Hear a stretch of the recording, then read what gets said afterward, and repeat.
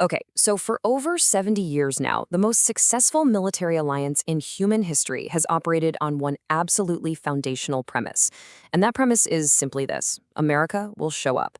And we're not just talking about showing up politically, right? We're talking about showing up in force, with ground troops, an unmatched overhead intelligence network, and, of course, the ultimate nuclear umbrella.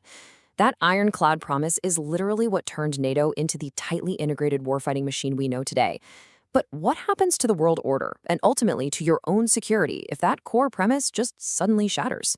Well, welcome to today's Explainer, where we're going to completely unpack this massive geopolitical hypothetical using the hard data we have right in front of us. So, what really happens if America stops showing up? It's a question we're hearing more and more these days, mainly because that old strategic assumption of an endless American presence, well, it's just no longer set in stone. Washington's focus is visibly shifting over toward Asia, viewing the ongoing rivalry with China as significantly more demanding and, frankly, more consequential. In that specific context, there are some who view NATO not so much as a cornerstone of global security, but more like an outdated commitment that just ties down resources in a region that's losing its strategic weight. We've seen this skepticism firsthand from leaders like Donald Trump, who has openly questioned America's continued role in Europe. So, impartially looking at the data, what actually goes down if the US pulls the plug? All right, let's dive into this and map it all out. Today we're going to cover 1. The shifting NATO assumption, 2. The immediate military void, 3. Europe's trillion-dollar gap, 4. What America stands to lose, and finally, 5. A new geopolitical reality.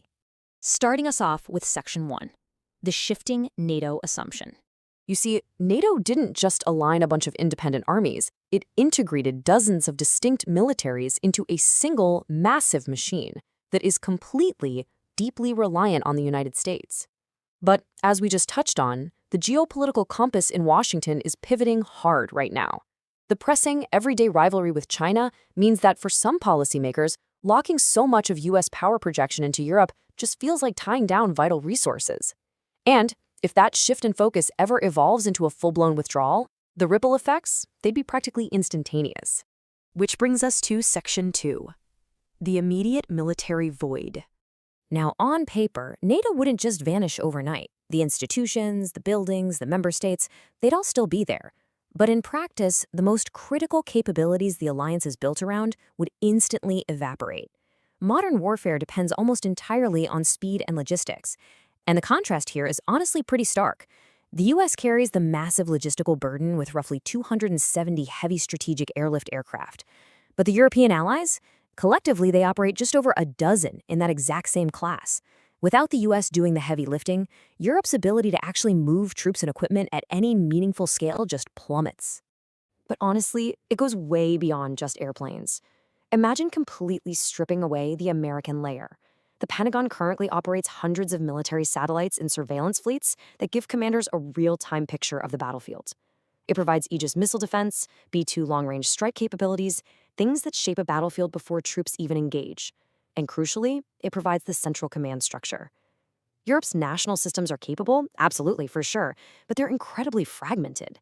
They were simply never designed to operate independently at a massive scale without the Pentagon sitting right at the center orchestrating the whole shebang. Moving right along to Section 3, Europe's trillion-dollar gap. $1 trillion. Let's just sit with that number for a second because the sheer gravity of it is staggering. For context, that is a massive, generation-defining tax bill for everyday European citizens.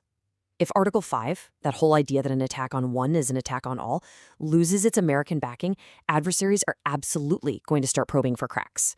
They'll use gray zone tactics, cyber operations, limited border actions, and to deter all of that, the International Institute for Strategic Studies estimates Europe would need to spend roughly $1 trillion over the next 25 years.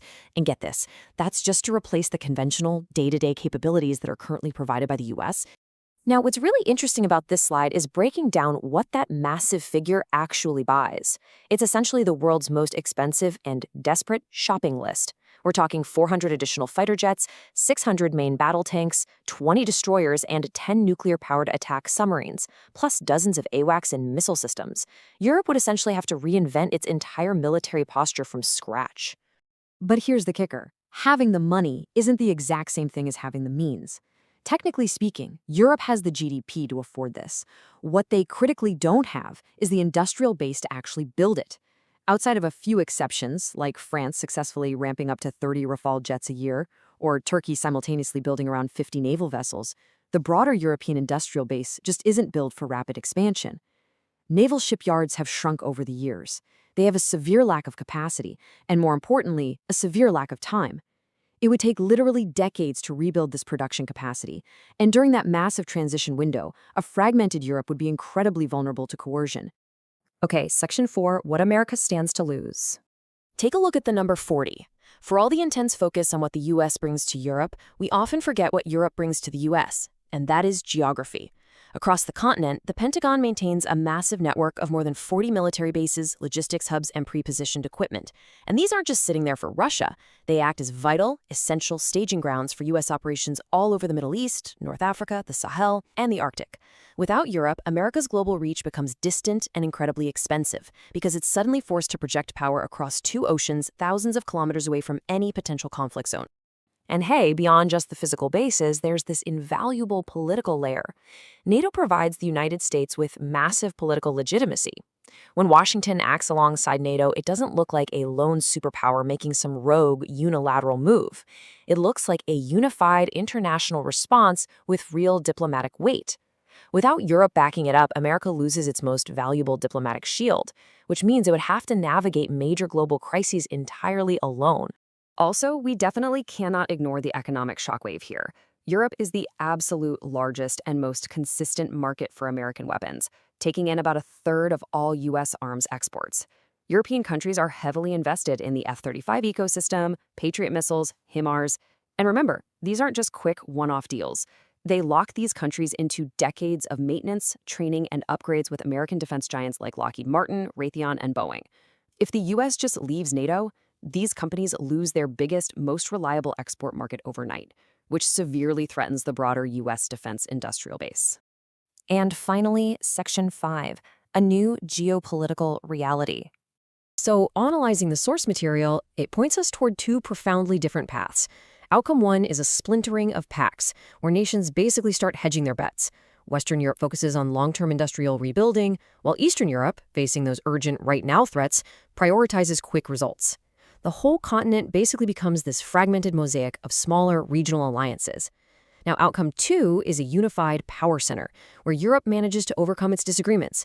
Defense spending becomes a permanent baseline, industry aggressively scales up, and a brand new, fully European-controlled command emerges. So the crucial takeaway here is how this all plays out over time. Right now, in the present, the U.S. largely carries the burden. In the next decade, an abandoned Europe is forced to rapidly, almost frantically militarize.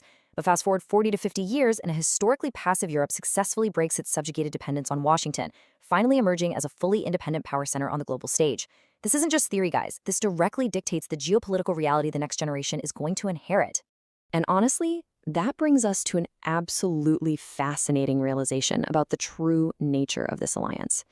For decades, the real art of NATO was that by assuming the security burden, America kept its allies dependent, thereby discouraging them from developing their own independent military postures. Dependence literally kept the allies in line. So the reality is this: the moment Europe is forced to defend itself, it also gains the ability to act entirely on its own terms. A fully independent Europe would turn the geopolitical clock back, returning the West to an era where relations are conditional and fiercely negotiated, rather than just assumed. Which leaves us with this massive final question. Stepping away from NATO undoubtedly frees up American resources and allows it to shift its focus in the short term. But skipping the bill on your global commitments always comes at a price. When you look at the total loss of military staging grounds, the loss of political cover, the loss of billions in defense exports, and ultimately birthing a fully independent European power that no longer needs to answer to Washington at all, you really have to ask yourself, is freeing up those short-term resources actually worth the irreparable long-term cost to global credibility? It is a real game changer of a strategic puzzle, and the data clearly shows the stakes could not possibly be higher.